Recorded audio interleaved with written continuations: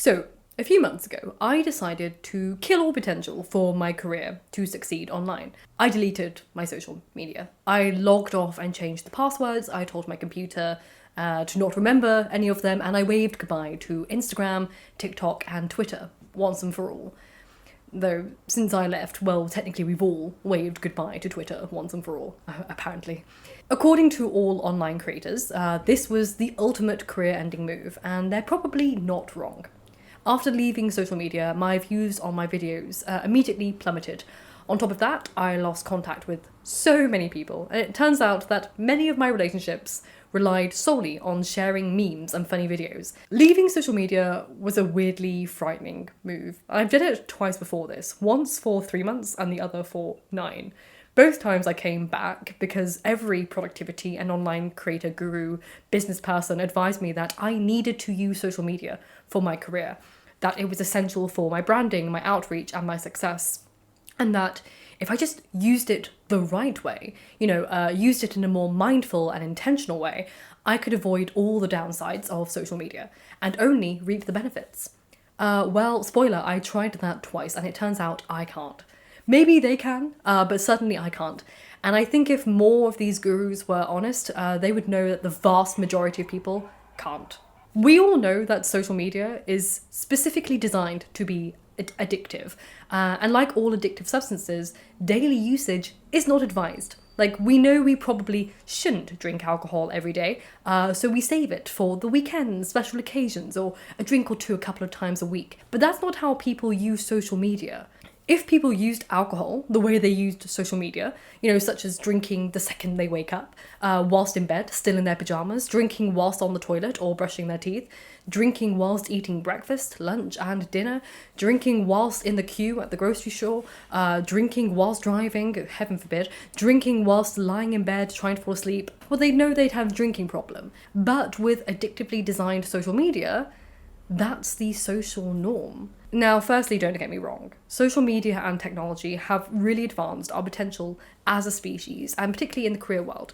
It's allowed us to connect with strangers and loved ones from around the world, and create careers that weren't even possible even a decade ago, or create new avenues for artists and creatives to showcase their work, get new clients, employ more jobs, etc. But also, it's really messed us up in the real world. Whilst most people seem to be thriving in their digital world, their minds, lives, and relationships are seemingly crumbling off screen. So what finally pushed me over the edge to quit social media once and for all, despite professional advice telling me not to, and the social pressure to stay in the digital loop? Well, here are my main, brutally frank reasons as to why I left. 1. People irritated me. A lot. Hell hath no fury like a comment section. The wild and proud display of sheer ignorance and cruelty on social media has seemingly hit its peak, and it's a wildfire no one can put out. Despite having access to the World Wide Web and an infinite amount of knowledge, people seem to be more willfully ignorant and hateful than ever. They are boldly proud of their unresearched takes, and I'd honestly had enough. I have lost patience for reading comments written by those unwilling to do the bare minimum of Google checking their takes before typing them out, let alone the willingness to read a single book on the subject that they're talking non-stop about. Now, I don't want to remain ignorant myself, so before I left social media, I noted down all the charities and causes that I cared about, signed up to their email lists, and left the commenters to do their own thing. There is nothing progressive about fighting with the willfully ignorant and hateful online. But I can still send money to organisations helping people in causes I care about. So that's what I do instead of reading the comments section. 2, I was developing parasocial relationships with my in real life friends. Did you see X that I posted on Insta? Was the most common question my friends and I asked one another. Everything was told through our Instagram stories, from the birth of babies to engagements, house moves, new jobs, weddings, and graduations. My friendships were filtered through a newsfeed. And when we actually finally met in person, we had nothing to talk about because we'd already seen the other person talk about it all online. And I hated that my friends and I never even asked what we wanted the other for Christmas or for birthdays, because We just stalked one another's Instagram accounts and picked up on teeny tiny hints that they would leave around and then surprised them with that thing. And we never even asked what we'd been up to or discuss holidays or share life-changing news over a coffee because we'd already shared everything that we needed to know about the other on Instagram or Twitter, so there was no real need to connect. Now I'm offline, I've basically forced everyone in my life to share all their details of their lives with me, consensually obviously, what they want to share, over like a brunch or a coffee. And I love hearing them actually tell me their stories face to face and life updates rather than fading through an Instagram story and forgetting about it. 3, something people don't talk about, people can't online stalk me anymore. I was on a first date many months ago with a guy with whom I was telling a funny anecdote, and he interrupted me and laughed and said, "Oh yeah, I read that on your Instagram." Firstly, this stranger's casual confidence to admit that he'd looked me up online before meeting me was enough to creep me out alone. I know people do it all the time. I've never done it myself. I think it's really weird. But you don't have to admit it to someone. If you're going to do it, don't admit it.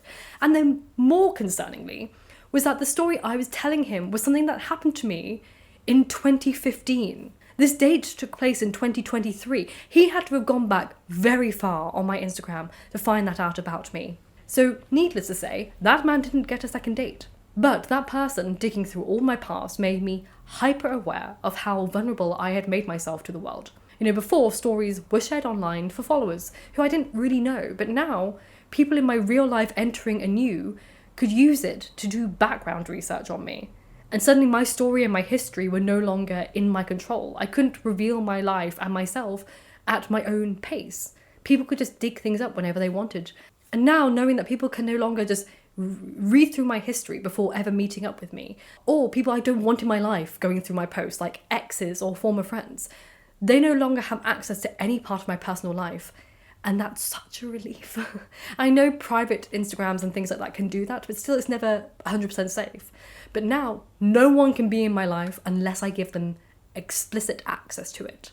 4 is a bit basic, but I was just wasting so much of my life. There's no beating around the bush. Losing anywhere between 4 to 9 hours of your life a day to a screen when I could have used that time for painting, reading, drawing, learning a new language, studying, exercising, or playing with my dogs was a depressing realization, and it's a very hard one to stomach. 5, the pressure to create didn't get me anywhere. All the online creators tell us that we need social media for our business, and still, I wasn't actually earning any money from social media. And I wasted so much time trying to think of something to create for social media when I could have been creating it elsewhere. Blog posts are fun and easy for me to create, but TikToks and photographs and Instagrams, just not me. I never created anything worthy on those social media platforms, and no one needed to hear my opinions on Twitter. No one needs to hear my opinions. The content I made on those platforms was lazy, to say the least, and very uninspiring for me and others, and it never paid off financially. 6, let's be brutal, it was so ego-driven, it was sickening. Now, I have a job where my face is on the screen, and that earns me an income. No matter how small that income may be, it is arguably one of the most self-involved, egoistic careers there are. I need views to pay my bills. But I'm an obvious target for people when they say social media is full of narcissistically driven egos. But if you're being honest with yourself, using that logic, everyone who uses social media has a narcissistic ego. No one, none of you out there, tweets or shares a picture or something, a story online on Instagram, hoping no one in your life will see it. No one will ever see it. We have journals for sharing personal things with ourselves, but no one uses those anymore because everyone wants attention from someone. Whether it's humble bragging about how early you woke up today, or, trauma dumping, or bragging about advances, jobs, conference, or just being proud of yourself, how much you studied today, how many books you've read this year, how many words you've written in a day, etc. If people wanted to celebrate these things by themselves, they could write them in a diary and cheer themselves on, but they don't. They share them on social media for the attention and the credibility that comes with those boasts. And it's honestly really boring. And I was part of that system. I was part of the problem. I disliked myself so much because that's how you play the game. You play the game like that. But then what was I really adding? And when I quit social media, I actually ended up having my own little diary, but also downloaded an app called Day One, not sponsored. But the app lets me add a picture to every day. I use the free version, you can add more, but I have 1 picture a day. And that's where I post like my little achievements or grievances to myself, you know, the pictures of like the flowers that someone gave me, or, you know, my day at the gym where I went to the gym, thank God, all those little things. And it's actually far more fulfilling for me to post them down on this little tiny app than on social media. And as someone on the internet, I own the degree of egoism that I have having this as a career, but I can actively minimize the extent of my egoism, and I've chosen to. And 7, I was becoming a more negative person. Social media has been proven to not only be addictive, but to profit from and promote negativity, something which I can write about in more depth at another date, but actually there's a good chapter in the book Focus that talks about it. But as a result, we are more negative as users of these platforms. Unrealistic expectations, toxic self-comparison, cyberbullying, negative comments, and fighting online in the comment section have proven to lead to higher degrees of depression, anxiety, anger issues, body image issues, unhealthy sleep patterns, and low self-esteem. I was so susceptible to falling into a dark spiral from something that I'd read and seen online, and it affected my productivity, my personal life, my social life, my mental well-being, and overall happiness. With negativity online, it made me always connected to the internet in some way, even though I wasn't online, because whatever I'd seen or read haunted me long after I turned off the computer or put down my phone. And that negativity could haunt me for days or weeks. And that negativity then repeated itself daily. There was always a new negative thing to add to the pile. Obviously, there are so many nice things to look at online, from like funny cat videos to gorgeous artwork. But that one negative thing would cloud my entire memory, and the feeling that it gave me would linger far longer than anything positive I saw online ever did. Honestly, I was just becoming so misanthropic and frustrated. I was getting angry with people that I didn't know, and I felt so hopeless that I couldn't change anything. And I wasn't too fond of the version of myself I was becoming. It wasn't me.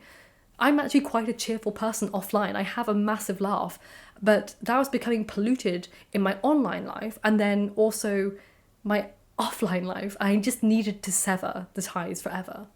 So one could argue that removing myself from social media is me burying my head in the sand.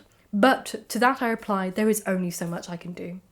I can't set myself on fire to keep other people warm, and I can only support so many causes and so many people financially and mentally. So I have chosen charities and organisations that I follow the newsletters of, and I dedicate myself to doing more active, tangible good for these select few organisations, rather than spreading myself thin over hundreds, if not thousands, of comment sections about everything and anything I could possibly care about, and then thus making absolutely no positive change for any of them. So you may love social media, and you have no intention of giving it up. But for me, the positives I got out of it were outweighed by the monumental negatives I took away at the end of every day. And yes, I may have screwed myself over out of the business world, and my career online may be dying out. But I can't put a price on the inner peace I feel knowing that I'm no longer accessible all over the internet, and that my private life is private, and I don't have to perform on every possible window of every possible platform and respond to absolutely everything and react perpetually every hour of every day to every update thrown my way, because I'm just one person and I can only care for so much. And taking away social media has allowed me to live in a much smaller space. That's not only physically but more mentally manageable for me, and that in itself is far more enjoyable. The sun has gone away, which is the sign that I need to end this video. Thank you so much for watching today's video. If you enjoy it, please consider liking and subscribing. If you have any recommendations or suggestions for videos, I have a form in the description box that you can use. You can also follow my website and my newsletter. All links are down below. Thank you so much, and I'll see you soon for another video. And remember, books save lives, so keep reading.